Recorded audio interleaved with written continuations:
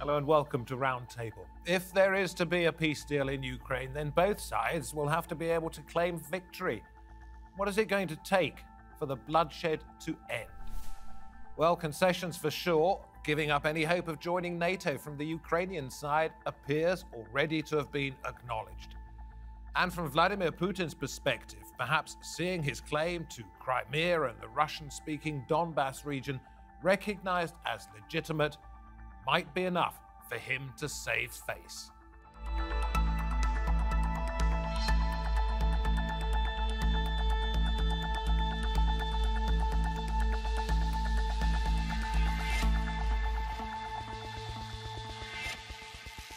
Very good to have your company. I'm David Foster. Ukraine's President Volodymyr Zelensky says talks are becoming, as he puts it, more realistic. There is, of course, an urgency too. More civilian lives are being taken every day in Ukraine as Russia carries out its assaults. We can and must hold negotiations about a just and fair peace for Ukraine, about real security guarantees that will work. This is an ambitious task, a difficult one. This is a long way, but I am sure that we, Ukrainians, can do this. We, Ukrainians, can win and return to peace we all so strive for. A plan to end the conflict includes some of the following: a ceasefire and a Russian withdrawal, with Kiev accepting neutrality and curbs on its armed forces.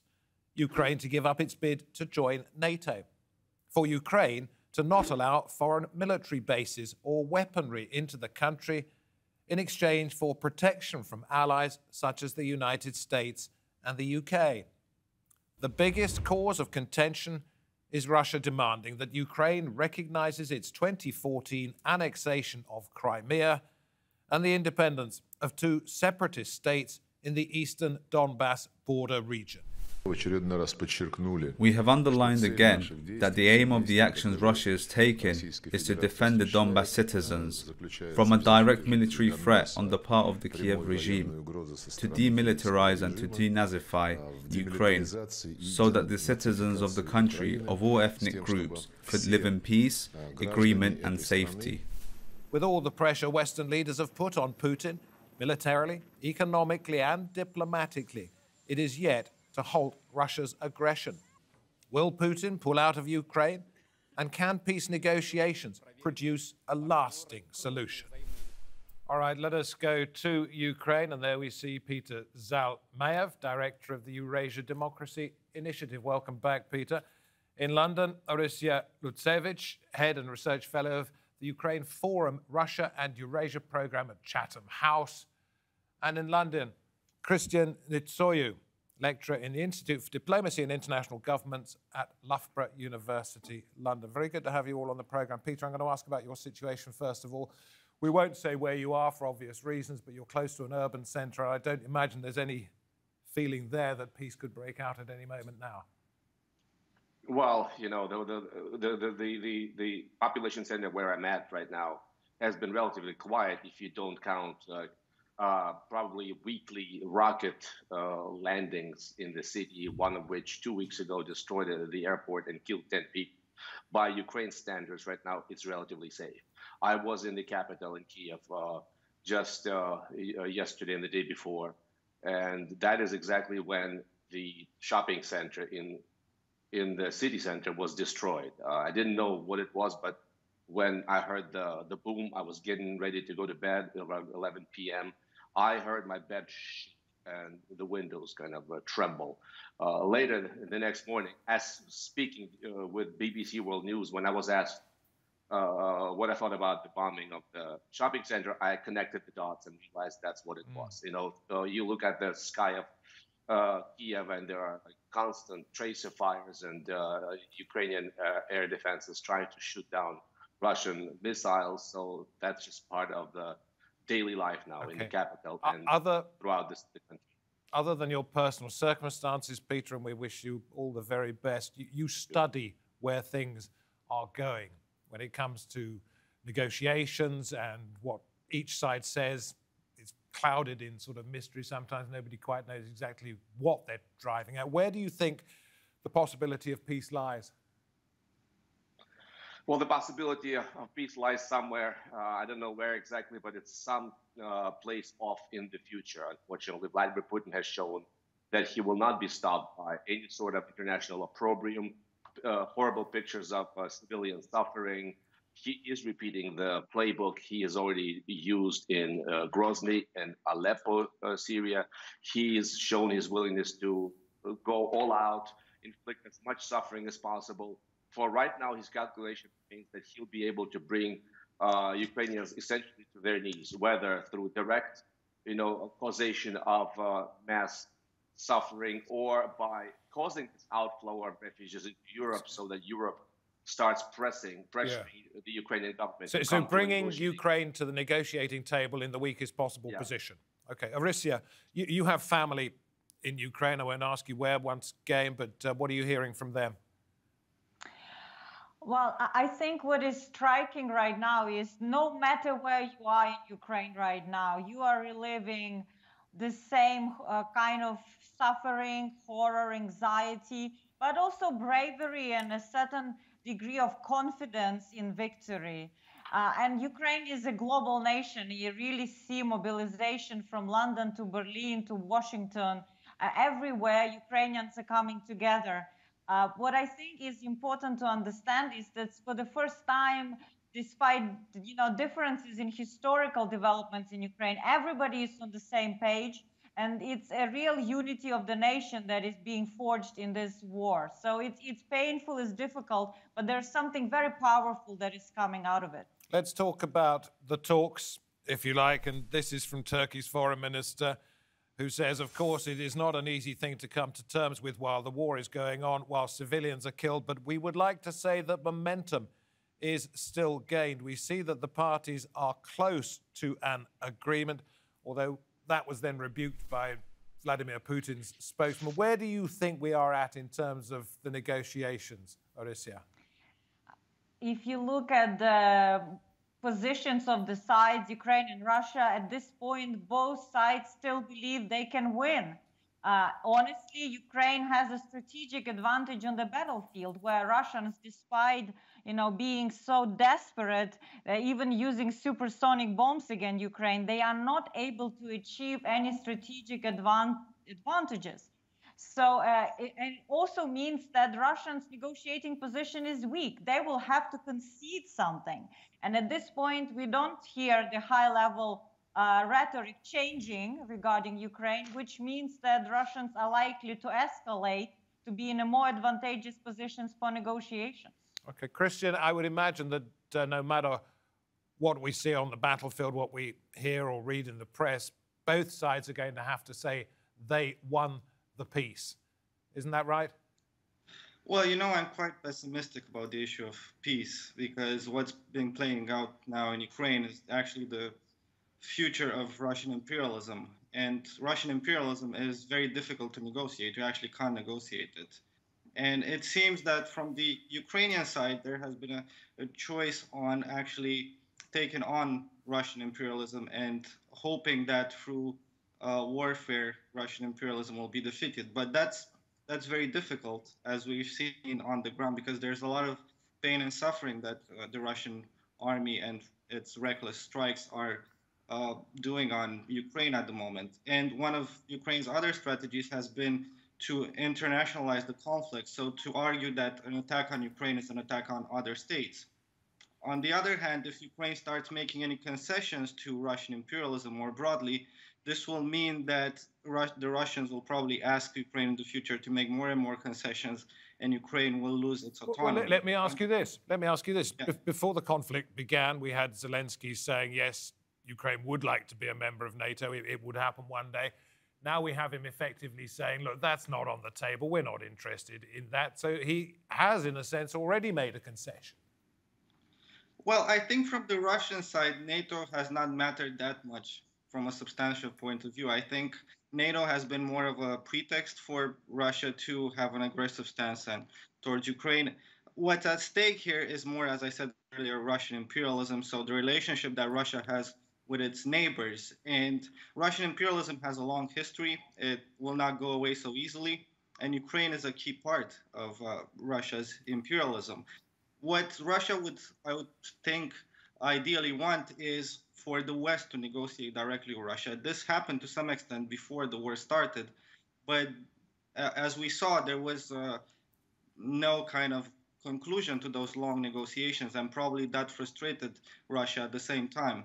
The second best solution that I think the Russians would expect here would be some sort of voluntary change of leadership and of regime in Kiev, something that having a regime that would be more friendly to Russia, that would look towards Russia for considering the future of Ukraine's political system. But at the same time, it seems that Russia is not really unwilling to consider the alternative of basically destroying Ukraine and grinding it. Well, let's go to Peter on that one. Well, let's go to you, Peter. So Christian suggests that Russia may at one stage say, listen, we're not actually winning the war, but we'll clear out, we will retreat, and we'll sort out a peace if Zelensky goes. Given the popularity of the man in the country at the moment, would you say that's unlikely? Well, I do think it's unlikely. I also think the scenario where Zelensky goes and somehow Ukrainian resistance crumbles and Ukrainians, warm to the idea of an occupation of a puppet regime, both of them are bogus. While Zelensky has been a more than capable symbol of Ukrainian resistance and unity, I would say that without Zelensky, it would be pretty much the same thing. Both ideas betray Russia's complete and utter failure to understand what Ukrainians are about. No, I get that, but what I'm trying to suggest to you is that there might have to be concessions on both sides. Christian suggested maybe the Russians would think it okay if Zelensky said he was going and somebody else who was suitable to them came in. I'm just wondering about other deals that may be done, or are you saying that the Ukrainian people, with or without Zelensky, will not capitulate in any circumstance here? In other words, they won't negotiate a peace. Well, I'll just say this. Zelensky and the Ukrainian diplomacy have more than clearly stated that they're willing to make some kind of a deal. They are willing to consider Ukraine's neutrality status, provided strong guarantees by all parties involved, a possible no to NATO expansion. But once again, I do not believe that that's Vladimir Putin's goal in Ukraine.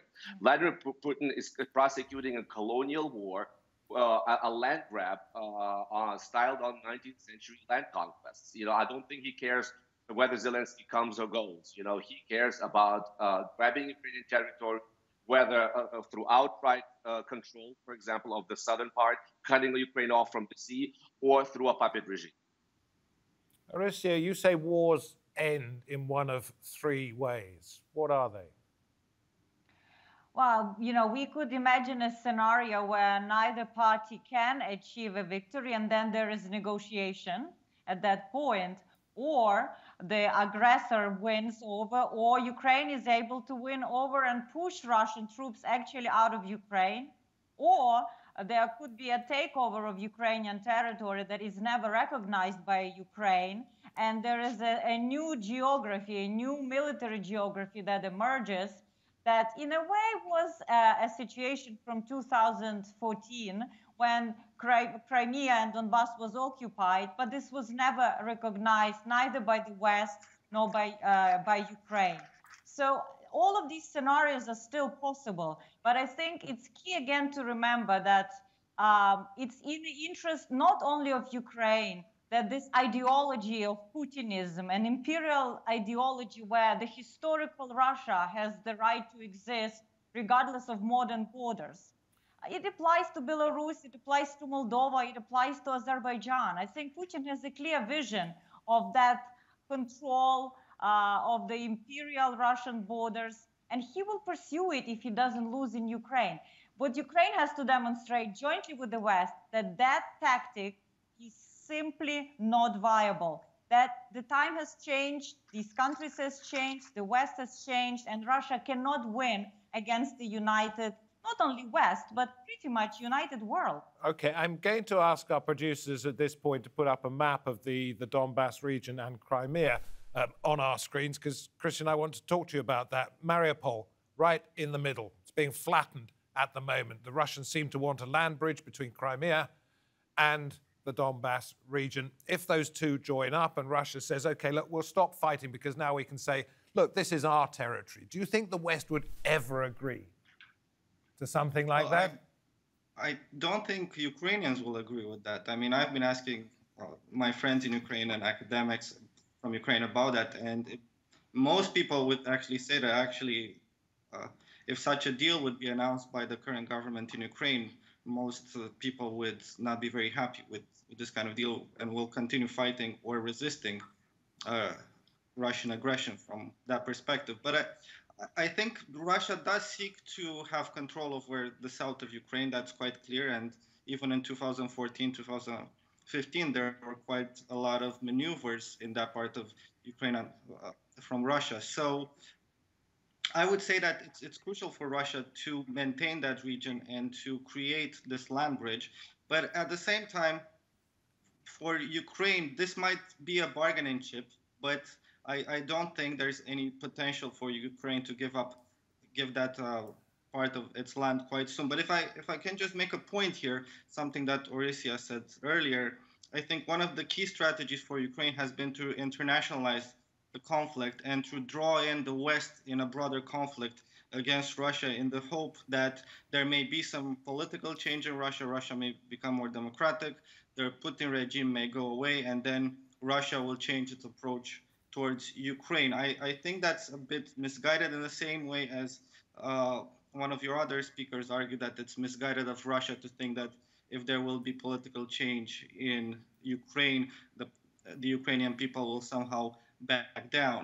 At the same time, I think we also need to have a more broader view of what's happening in the world order, what kind of positions are China and India taking, because it's very likely that both China and India will not allow for Russia to be clearly defeated in Ukraine. Actually, China is waging a sort of a proxy war for Russia against the United States, while India is also in some way fighting against its colonial past. And, okay, we have largely, not entirely, but we have dedicated entire programs to China and India's position on this. I'm really interested in getting the views about what concessions, if any, and I don't mean to be rude, Christian, might be made by either side.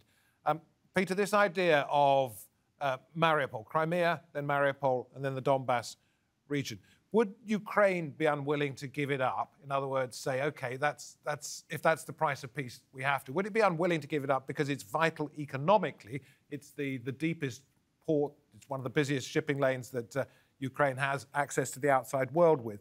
Or would it simply be a matter of pride? I think it's a combination of both. Obviously, Mariupol is a major hub for shipments.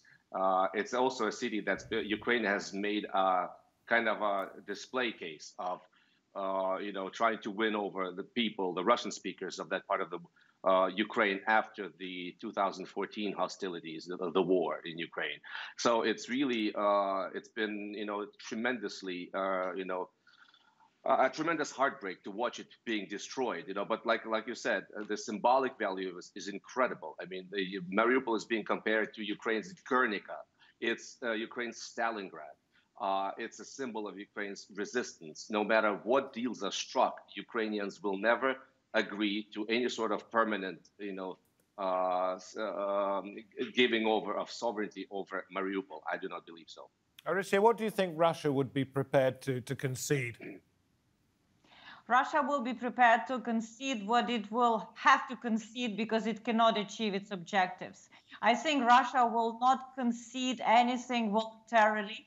And I think that is why this economic warfare, basically draining up Russian resources to finance the war, locking up Russian economy from technology, spare parts, finance, will have an impact on that future deal or the future role of Russia. Because remember, of course, Russian imperialism has a very strong roots, and Putin spent a lot of time in the archive during COVID looking at these historical maps. But you need to finance that imperialism, and Russia rearmed and modernized its military thanks to the trade with the West, very much selling carbohydrates, oil, gas, and pumping all this money in the rearmament. They weren't improving the well-being of Russian people. So I think there could be a breakup of that social contract that existed between Putin and his population. And eventually, I think they will have to concede the idea of land grabs and will have to recognize that countries like Ukraine, Moldova, eventually Belarus, are independent, fully fledged members of the European family of nations. But Christian, that effectively means conceding defeat. Yeah, I don't think that is very possible from the Russian side, especially if you look at the way in which Putin has been a key driver for Russian imperialism. I think making any sort of concessions without being able to declare some sort of victory, I think will spell the start of the end for the Putin regime. So it's very difficult at this point to pinpoint exactly what the Kremlin regime would be able to concede, but I would argue that at the minimum, the Kremlin would like to have control over the Donbas region as well as Crimea, recognized both by Ukraine and international. You say with Putin in control, which leads me to a point I was going to bring up, which is, do you think we might see something like the Albert Speer moment of the Second World War, when the armaments minister flew to Scotland to try and make peace with Britain and the Allies, and bring down Hitler? Are we going to see somebody from within Russia saying this is destroying us economically, the social unrest is unbelievable, we're losing 10,000, maybe more soldiers in this? Will there be somebody from inside who breaks out?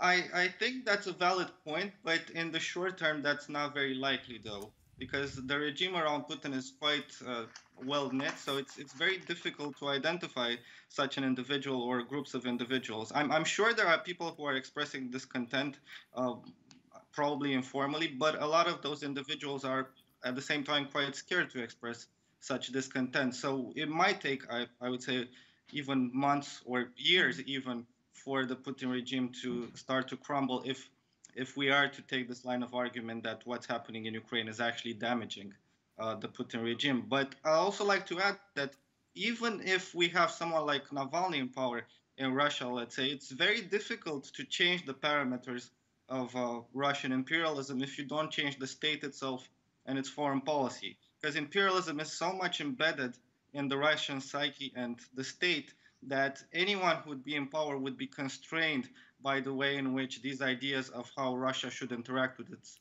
neighbors actually influence its foreign policy. Okay. We're going to play in a little clip from the Ukrainian president talking about the stage he thinks the negotiations are at. I am sure you understand that negotiations are not easy and pleasant, but they are necessary because it's about life. Ukraine has always been seeking a peaceful solution. The more we are interested in peace now. Because we count every casualty, because to us, every ruined family, every ruined house means the most. It seems to me, Peter, that he's almost saying peace at any price, because one life lost is one life too many to continue with this conflict. Do you think that will ever enter into his mind? We've just got to get out of this somehow? That's actually very much Vladimir Putin's calculation. He's inflicting massive civilian casualties, massive damage to the infrastructure. But he also knows that Volodymyr Zelensky, unlike Putin, is accountable to his electorate. And from what I'm seeing right now, no matter the human suffering, right now the calculus hasn't changed. Ukrainians are as determined as ever to continue defending their territory. Once again, the pressure may be coming from Europe that is being inundated with Ukrainian refugees to the tune of millions. It's 3.3 and it's still counting. So that may be the calculation. But once again, I think Vladimir Zelensky is negotiating in a position between a rock and a hard place, because he simply does not have the mandate to negotiate away Ukraine's territory or sovereignty. Quick one. These negotiations, this suggestion of peace talks being successful, Peter, just a smokescreen? For right now, I'm afraid so, especially coming from the Russian side, yes. Mauricio, no chance of success? I think it all depends on how situation evolves on the battlefield these days. I think that will define a lot what's happening at the negotiating table. And Christian, where do you see this then now going? Well, I do agree with you. The negotiations are to some extent used as a smokescreen. The Ukrainian army is receiving more aid from the West during this period, while the Russians are also regrouping and trying to rethink its strategy. So I think Ukraine will try to internationalize even more this conflict and try to bring on its side more and more countries and possibly sway China or India, as I mentioned earlier, while Russia will probably continue with its relentless attack on civilian targets in Ukraine and try to grind down the regime and maybe push President Zelensky to seek some sort of concessions from. Okay, listen, when I say thank you, it's for your opinions. It's not thank you for what's going on, quite obviously. Peter, please stay safe wherever you are. The same, I hope, applies, Arisia, to your family. We appreciate very much you all coming on to this edition of Roundtable, where we are trying our very best to give you the background, to give you the context to what is going on behind the headlines. Thank you for watching, wherever you are. From me, David Foster, and the Roundtable team, goodbye.